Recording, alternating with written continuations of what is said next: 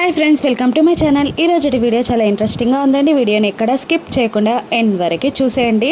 గుప్తా గారు ఆరుని ఇలా అంటుంటారు, నువ్వు మళ్ళీ విధికి ఎదురెళ్తున్నావు బాలిక అని అంటుండగా, చేసేది తప్పని తెలిసిన తప్పని పరిస్థితుల్లో చేస్తున్నాను గుప్తా గారు. ఇక నా అంజు, నా కూతుర్ని వాళ్ళ అమ్మా నాన్నల స్వార్థం నుండి నేను కాపాడుతాను. నా కోసం అంజు తల్లిదండ్రులు ఎవరో తెలుసుకుంటానంటున్న ఆయన ప్రయత్నానికి నేను అడ్డుకట్ట వేస్తాను అని అంటూ ఆరు అక్కడి నుండి వెళ్ళిపోతుంది. ఇక గుప్తా గారు మళ్ళీ ఈ బాలిక ఏం చేయబోతుందో అది నా నెత్తి మీదికి వచ్చి పడుతుంది. దేవుడా, ఎందుకు అందరినీ చంపే నాకే ఇన్ని కష్టాలు పెడుతున్నావు?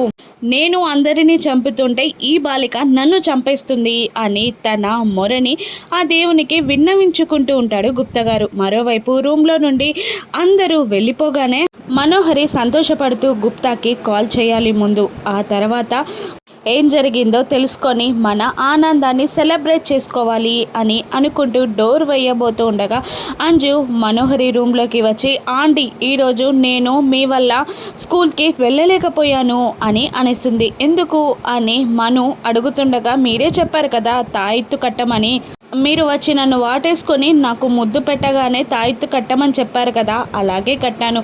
అందుకే మా డాడీ నన్ను తిట్టారా ఆంటీ అని అంటుండగా అంజు చేసిన పనికి చాలా సంతోషపడిపోతూ ఉంటుంది మను.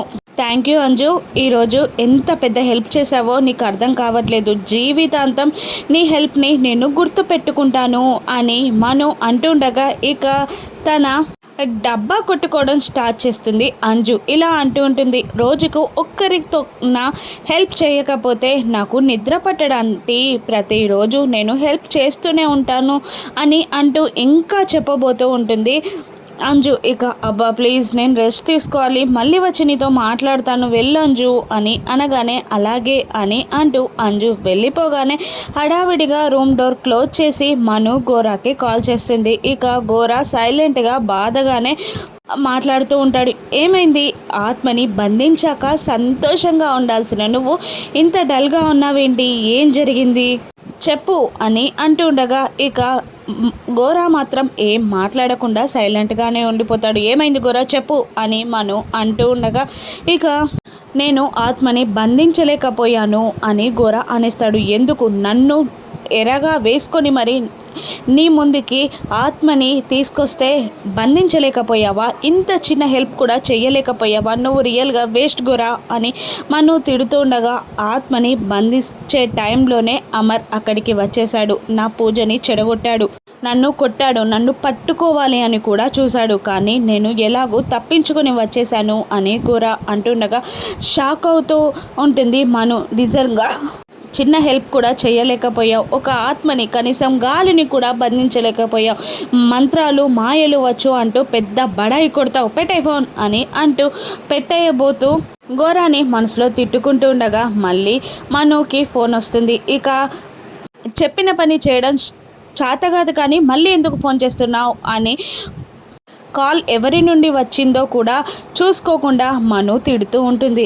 అవతలి వైపు నుండి రణ్వీర్ ఇలా అంటుంటాడు, నువ్వు ఎవరనుకొని మాట్లాడుతున్నావో కానీ నేను రణ్వీర్ని అని రణ్వీర్ అనగానే షాక్ అవుతూ ఉంటుంది మను. ఎందుకు కాల్ చేశావు అని అంటుండగా, నీతో మాట్లాడాలి.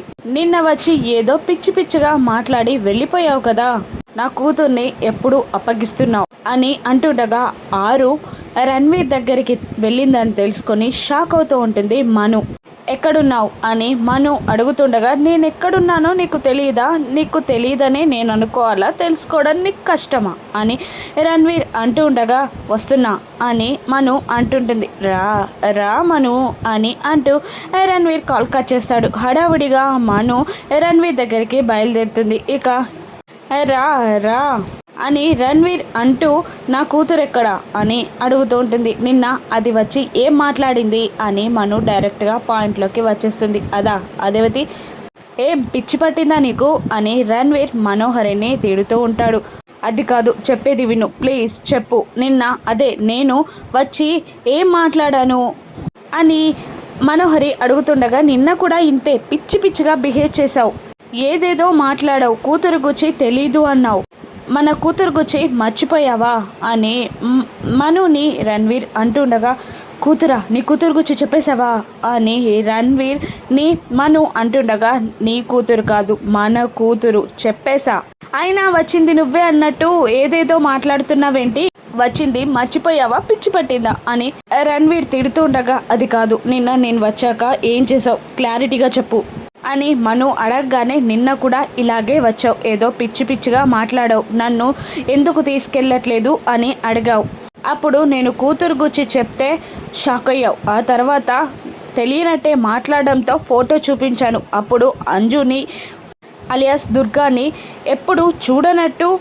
చూసావు, షాక్ అయ్యావు, ఆ తర్వాత కన్నీరు పెట్టుకుంటూ వెళ్ళిపోయావు, ఎంత పిలిచినా పలకలేదు అని అనేస్తాడు రణ్వీర్. ఇక అమ్మో నా కూతురు గురించి తెలుసుకుందా, అయినా తెలుసుకున్నాక షాక్ అవుతుంది కానీ ఎందుకు బాధపడింది, ఏదో జరిగింది ఏదో ఉంది, అది నా కూతుర్ని చూసి ఎందుకు షాక్ అయి బాధపడింది తెలుసుకోవాలి అని అనుకుంటూ రణ్వీర్ పిలుస్తున్నా కూడా మనోహరి మాట్లాడకుండా అక్కడి నుంచి వచ్చేస్తుంది. ఇక పిల్లల్ని చూడాలి అని అంటూ ఆరు పిల్లల రూమ్ దగ్గరికి వెళ్తుంది. అక్కడ ముగ్గురు పిల్లలే ఉండడంతో అంజు ఎక్కడ అని అటు ఇటు తిరుగుతూ ఉండగా తోవతవా తోవతవా అని పాట పాడుకుంటూ అంజు రూమ్లోకి ఎంటర్ అవుతుంది. ఇక అక్కడ ముగ్గురు పిల్లల్ని చూసి అమ్మో వీళ్ళు చదవడంలో మునిగిపోయి అసలు శ్వాస తీర్చుకోవడం కూడా మర్చిపోయేలా ఉన్నారే అని అంటూ, ఏమైనా గోల్డ్ మెడల్స్ తెచ్చుకోవాలా మీరు అని అడుగుతుంటుంది అంజు. అప్పుడు ఎగ్జామ్స్ దగ్గర పడుతున్నాయని అక్క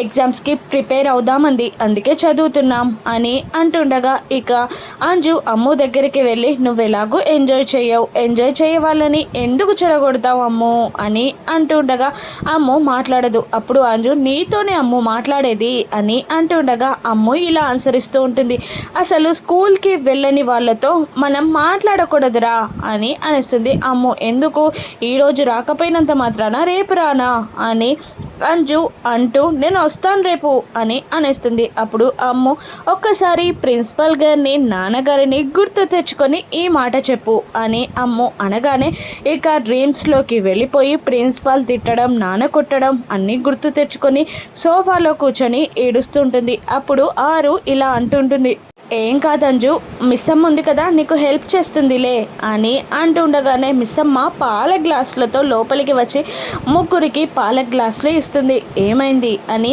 అమ్ముని అంజు గుచ్చి అడుగుతుండగా, రేపు స్కూల్కి వస్తే ప్రిన్సిపల్ గారు తిడతారని డాడీ కొడతారని ఏడుస్తుంది అని అనగానే ఇక మిస్సమ్మ అంజు పక్కకి వెళ్ళి కూర్చొని ఏడుస్తున్నట్టు యాక్టింగ్ చేస్తూ ఉంటుంది.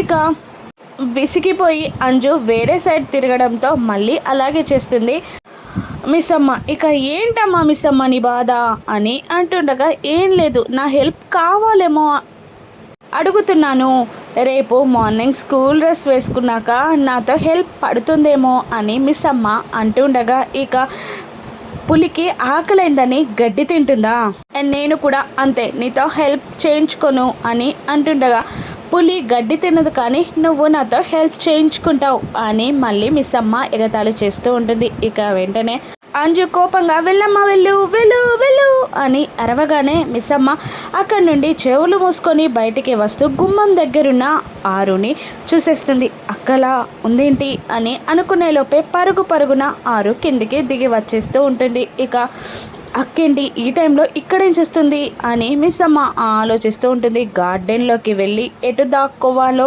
అని ఆలోచిస్తున్న ఆరుని గుప్తా గారు ఏడిపిస్తూ ఉంటారు. ఏమైంది అని అంటుండగా, ఇంట్లో నన్ను చూసేసింది, నన్ను ఇప్పుడు ఏం ప్రశ్న వేస్తుందో ఏదైనా హెల్ప్ చేయండి గుప్తా గారు అని అంటుండగా, లేదు ఈసారి నీ మీద రివెంజ్ తీసుకోవాల్సిన టైం కాబట్టి నువ్వు ఎక్కడికి వెళ్ళడానికి వీల్లేదు అని అంటూ ఒక బంధనంతో ఆరు ఆత్మ ఎక్కడికి వెళ్ళకుండా బాగి చూసేలా బాగి వచ్చే వరకు బంధిస్తాడు. ప్లీజ్ గుప్తా గారు వదలండి అని ఆరు అంటుండగా, లేదు ఇది నా రివెంజ్ టైం అని అంటూ హ్యాపీగా నవ్వుతూ బాగి వచ్చే వరకు ఆరుని అక్కడే కట్టడి చేస్తాడు గుప్తా గారు. ఇక ఆరు మిమ్మల్ని చిత్ర విచిత్ర గుప్తుడు కాదు శాడిస్ట్ గుప్తా అని పెట్టాల్సింది అని అంటుండగా బాగి వచ్చి కోపంగా చూస్తూ ఉంటుంది. ఇక ఆరు నవ్వేస్తుంది. బాగి ఇప్పుడు ఆరుని నిలదీస్తుందా, ఆరు ఏం సమాధానం చెప్పనుంది, ఆరు చెప్పిన మాటలని భాగి నమ్ముతుందా?